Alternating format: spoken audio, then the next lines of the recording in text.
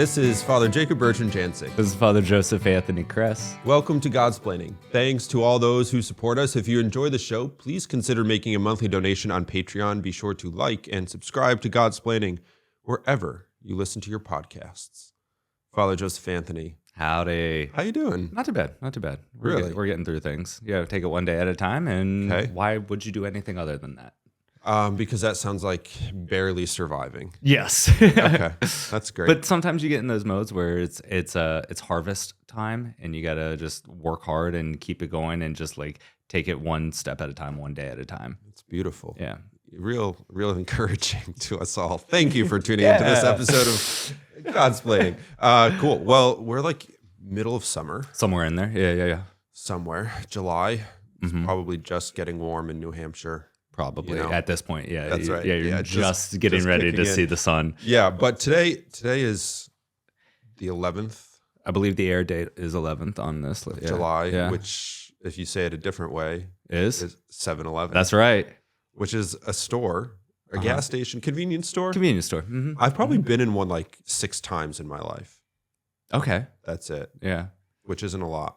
I was at a conference recently that the CEO or former CEO of 7-Eleven was talking about how he, helped turn the company around from bankruptcy and all these things. It was fascinating because it was just like, yeah, this is, it's such an American icon. Yeah. Like the 7-Eleven Everybody convenience store. knows it. Yeah, and it was amazing to hear him speak about it, but also just to think about, you said you've only been in one half a dozen times or so. I mean, I can't count the amount of times I've been into a 7-Eleven.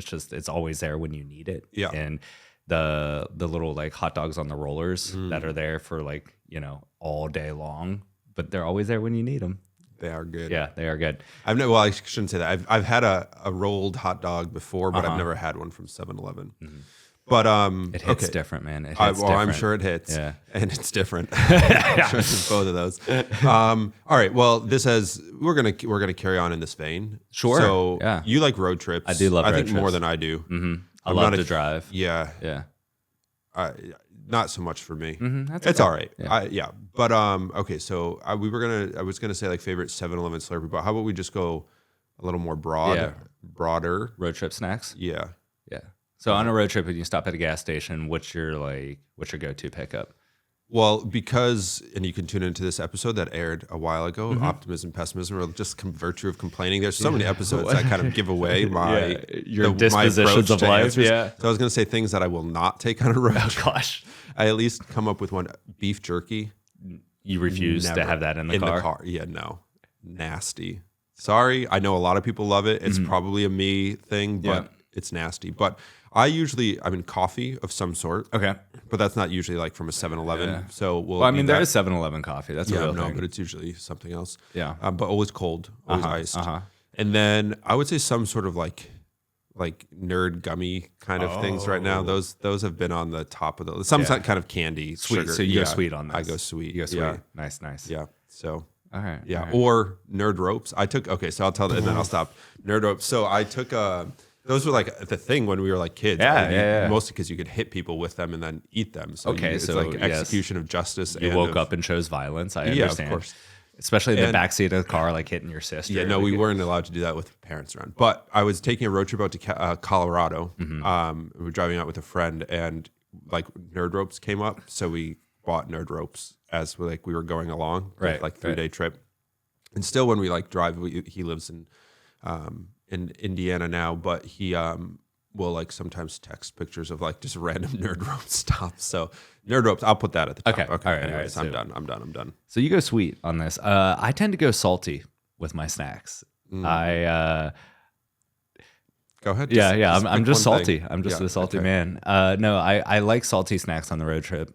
So I will get myself a 24 ounce of cherry Pepsi. That is, I can't. Yeah. Okay. That's Yeah. First of all, that's not salty, but okay. No, but I'm saying it has I to know, go I know, together. I know Like what I you're get saying. myself a cherry Pepsi for the drink, and then I will Did you get. say drink? Yes, I did. Okay. And probably get like a can of Pringles.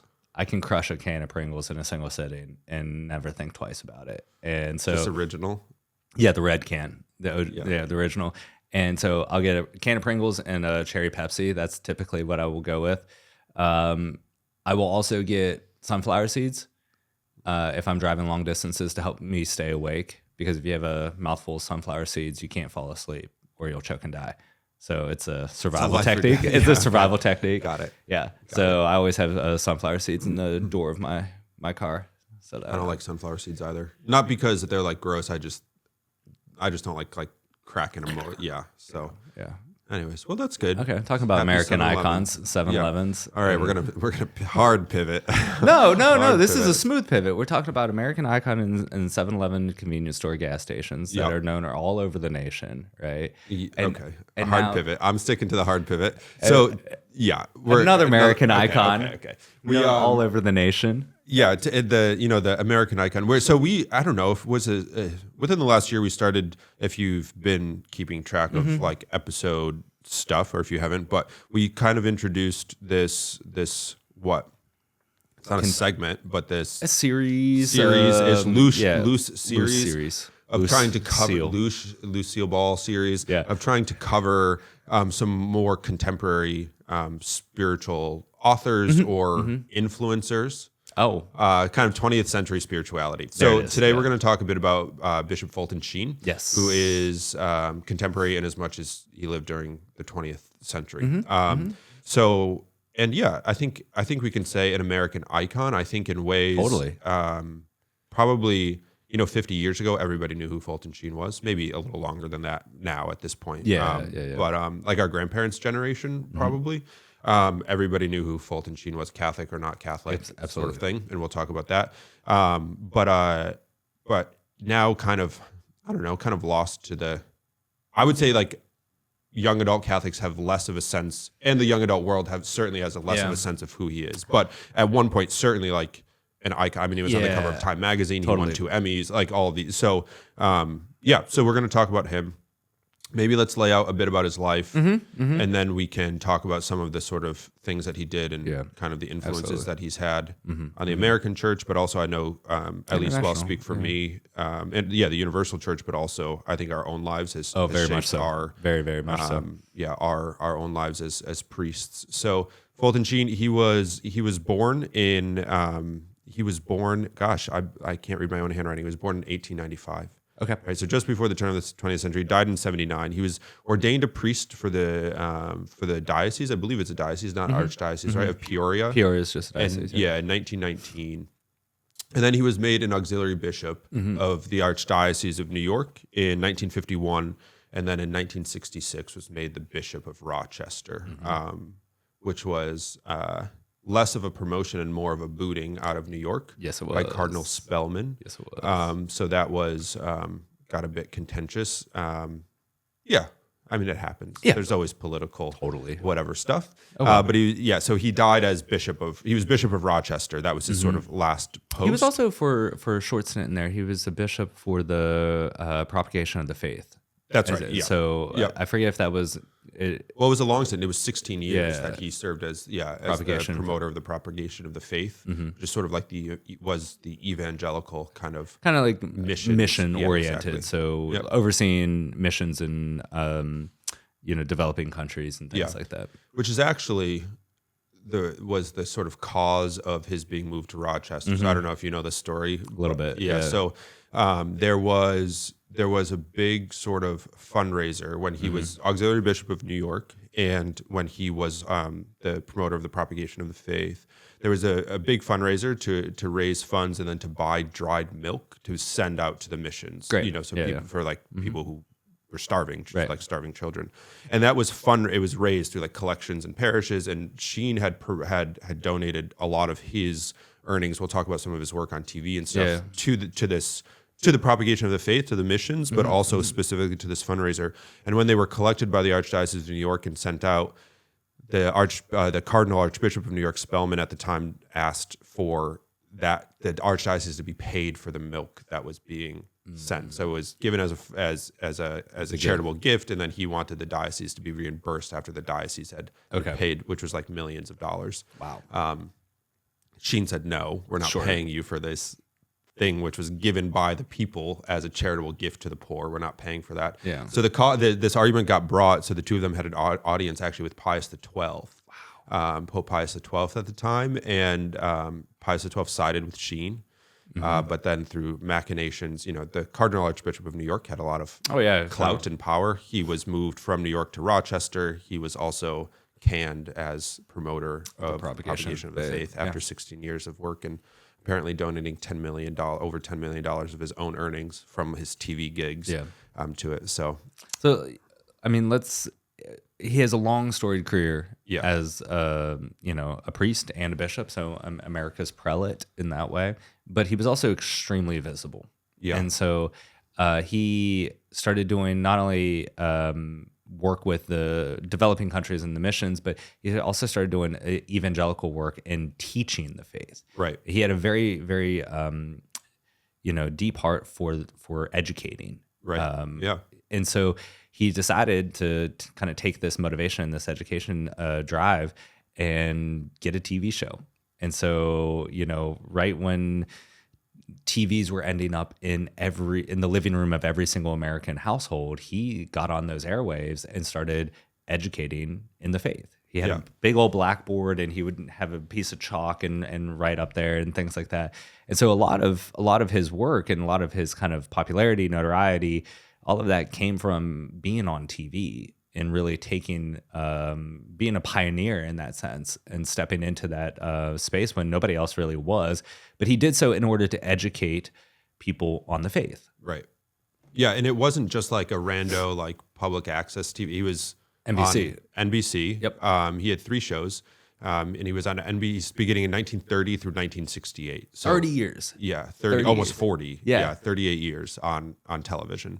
And it was primetime evening slot. Like, it wasn't just like daytime. It was primetime television. He started for the first 20-ish years with the Catholic Hour on NBC. And then he had this show called Life is Worth Living for about 4 years, or 3 or 4 years, something like that, in the 50s. And then in the 60s, it was called the Fulton Sheen program. He won 2 Emmys for his work, which is incredible, on the cover of Time magazine. It wasn't... He was the most watched television show in prime time. Correct. Yeah. Which is like, for a Catholic bishop, I mean, try to imagine that today, like at 8 p.m., a Catholic bishop having an hour slot on television. Yeah. And this is when it was not on demand. Like, what was on TV was on TV. That's right, yeah. And everybody sat down and watched it. And he had this just... people say it was a persona. People say it was kind of an air, but like, he had just a gravitas to him. He could command a nation through the TV, and he just did. Yeah, the cool thing too is, like, you can go to YouTube and watch episodes, clips, etc., and see exactly what we're talking about. And I think your point about like this air, this sort of thing, it's certainly from a different era. Totally. The way he's teaching and talks and presents and that sort of thing. But it's awesome to see. And I think your point about this teaching highlights there, we can like look at his life, and we've talked about a few different things, but look at his life as in influencing the American church and kind of like 3 umbrellas. I mean, they're interwoven, they overlap, but kind of 3 umbrellas. So you have this university or this teaching. Well, the teaching thing kind of flows over, but he was also a professor. He taught at Catholic University of America here in Washington, D.C. for a long time. And so he has this influence over the American university. This media influence on television and other things, like he was in magazines, but this like almost 40 years in television, primetime, this sort of thing, right?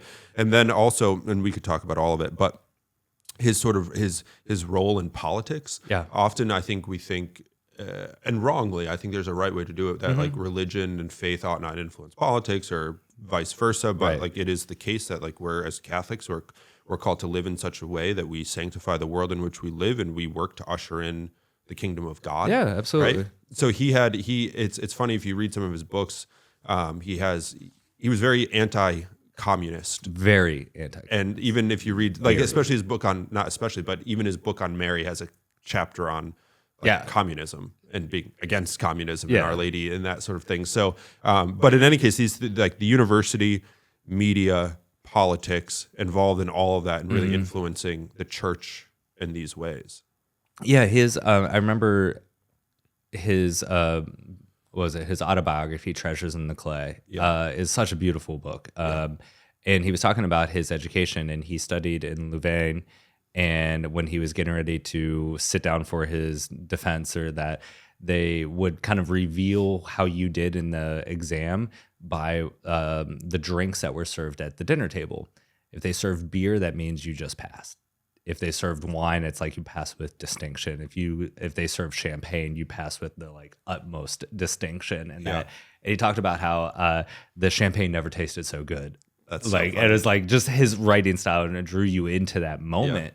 But you see that he was educated in the best universities in Europe at the time, and he actually has a really strong Thomistic foundation in that.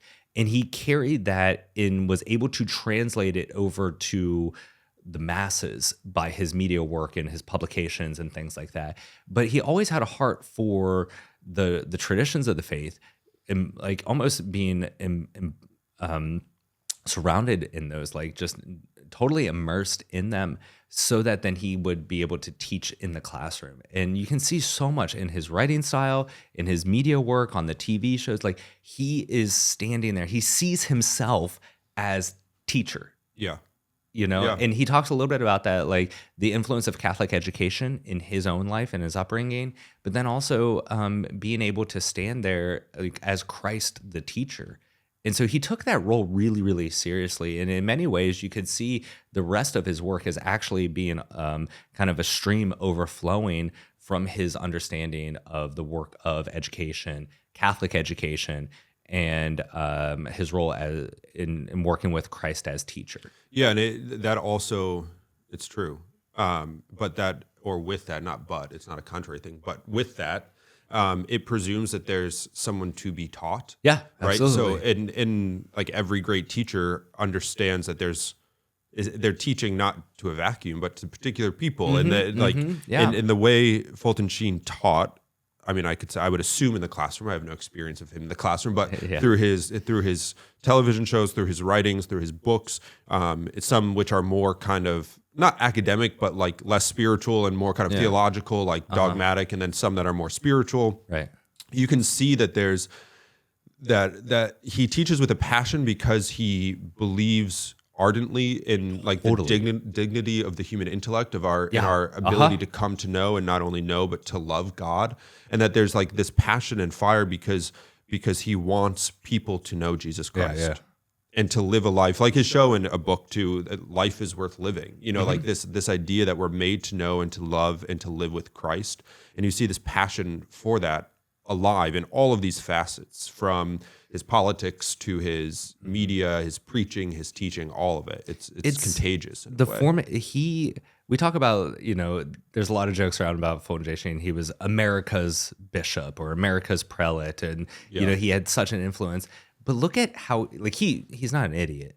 Like, he knew what the status he had, you know. But how did he wield that? Well, he set himself and devoted himself to forming the intellect of the American people, right, and forming it in union with Christ, who is the truth, right. Like that was so much of his work. He spent so much of his days in writing and being on TV and even in the classroom. But he was, like you said, he had a passion. He was utterly convicted of the formation of the intellect in union with Jesus Christ leads to our salvation. Yep. And helps us to understand how to lead this life and to receive it for the gift that it is.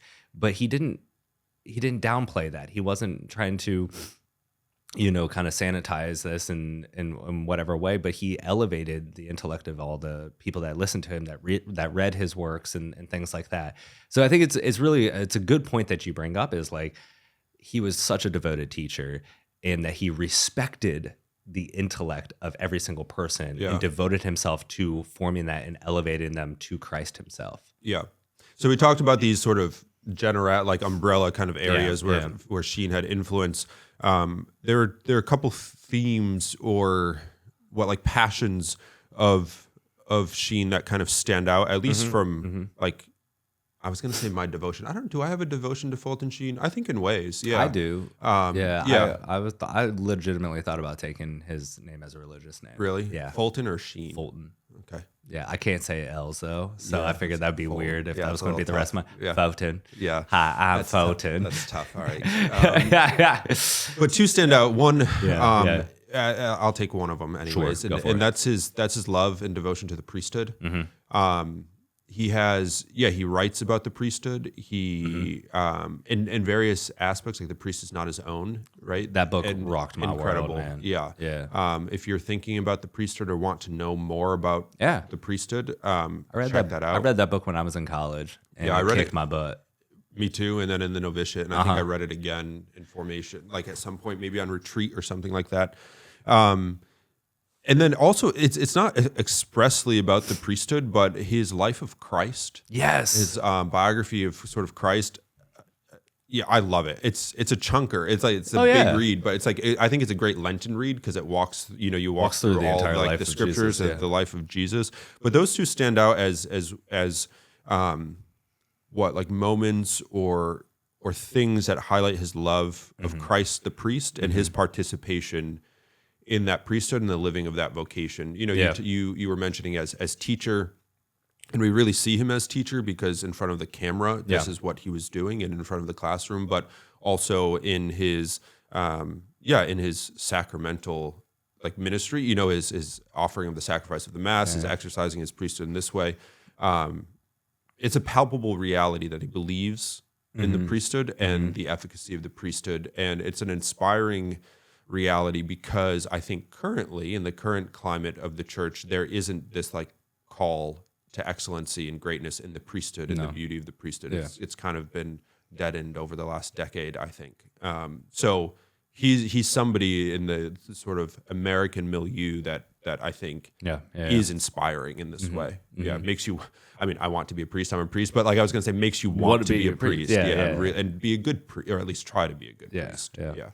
I think there's two other things like really pivotal books that he's written. The World's First Love, which is his book on the Blessed Mother. Yeah. It's great, unbelievable. Like that's a way to jumpstart somebody's devotion to the Blessed Virgin Mary, and he does such a good job of being able to, place the devotion and love for her in its proper context in love for Jesus. And so that's a fantastic book. And then there's another book, 3 to Get Married, which is a book I use a lot for wedding prep. And excuse me. But that book is such a beautiful book because it actually introduces this whole concept of what marriage is. What is the sacrament of marriage? That it's this union of two individuals as they are pursuing holiness in God. And that it takes 3, God, a husband, and a wife to establish that marriage, and not just the husband and wife and whatever kind of concepts that they have of this, but it breaks open that relationship so that it can be, in context and in relationship with God. So those are two things. I will say though, the one, maybe theme that I found through all of these works is Fulton J. Sheen's love for humanity. He is not scandalized by like the rawness of human beings. Yeah. He's not scandalized by his own rawness, that with each and every work, and you see it in so many ways, his autobiography, the life of Jesus or the life of Christ, A Priest Is Not His Own, World's First Love, like all of these books, like they have something that is just his ability to capture and embrace humanity where it is, but not be satisfied with that.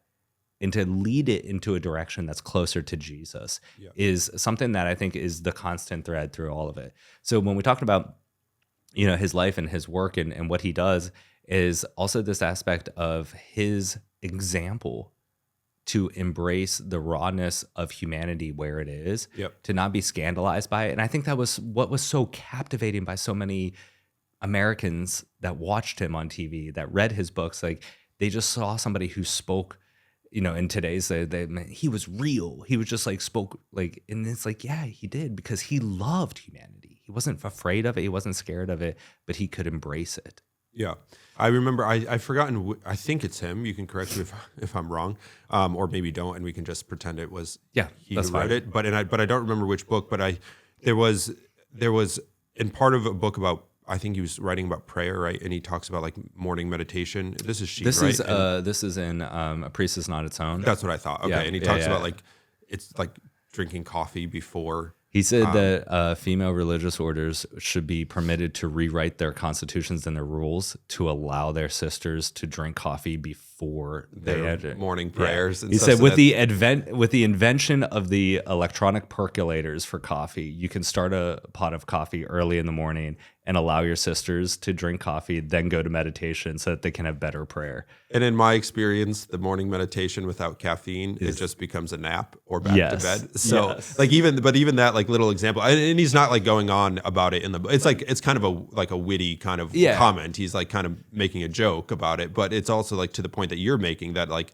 he recognizes like, prayer, if you're not awake, like you're just going to sleep. Like that's it. Just have a little coffee. You'll be fine. Caffeine will help you out. Exactly. So, there's this like, engagement with the reality of our humanity in serious ways, but also in these kind of like playful ways. And I think that's part of it is his embrace, his love for humanity kind of, pushes and motivates him into this kind of third umbrella that we haven't really talked about was the political aspect of it, which is for us, like as Americans, it's like, ooh, religion and, church and state never talk. And it's like, well, here is a guy that's talking very directly about a lot of political issues, because he loved the human person. He loved humanity. And he saw what a great dignity it is to be made in the image and likeness of God and to retain that. And he was very vocally against communism and didn't hold back. And it was one of those things that like he found a reason to talk against communism at any point. Like he found one, it didn't matter where he was or what he was doing, but it was actually really, really important. And you think back to the mid 20th century and all that, like, there was a lot of confusions and, what do you do with communism internationally? What do you do with it domestically and things like that? And here is a voice that's stepping out into this and saying, this is not in line with our vision of our faith, what we understand or who we understand God to be and who we understand each other to be. Yeah. And this is not in line with that. And he was just unafraid to call that out. Yep. And spoke vehemently against it because he was motivated, because he saw the love and he understood how great a gift it is to be a human person. Yeah. Cool. Fulton Sheen. Big fan. Yeah. Big fan. So if you haven't had a chance to watch or to read, recommend it. What books did we recommended The World's First Love, which is a book on our Blessed Mother. Mm-hmm. Priest is Not His Own, on the priesthood. The Life of Christ, which is a life of Christ. What else did we recommend? Treasures in the Clay, that's his which is autobiography. Yep. Life is Worth Living is another one. 3 to Get Married. Yep. They're great. Check them out. So he's awesome. So pray for his cause too. Yeah, you kind of mentioned like maybe some young adults don't actually know who he is and stuff. I mean, God bless the internet, man. It's all on YouTube, and like you can watch clips of Fulton J. Sheen. And actually, I know a lot of young adults that still go back. They're like, I was watching Fulton J. Sheen the other day, and he said this. And it's like I work with that with my own college students. I'm like, yeah, he's kind of perennial at this point, and that's why we love him. He gets it done. Yeah, he does. Big fan. Alrighty. Well, thanks for listening to this episode of Godsplaining. Follow us on Facebook, Twitter, and Instagram. Like, subscribe, leave a 5-star review. If you'd like to donate and support the podcast, you can do so through Patreon. Follow the link in the description. You can also follow the links in the description to shop Godsplaining merch and to get information about upcoming Godsplaining events. As always, thanks for listening. Know of our prayers for you. Please pray for us. And until next time, God bless. Father Jacob-Bertrand. Father Gregory. A Dominican, a Franciscan, and a Jesuit walk into a bar. One of them asks the audience to subscribe. That's not a joke. Any ways you can improve upon it? Just don't tell jokes. Right. This is not a joke. Please subscribe. Cheers.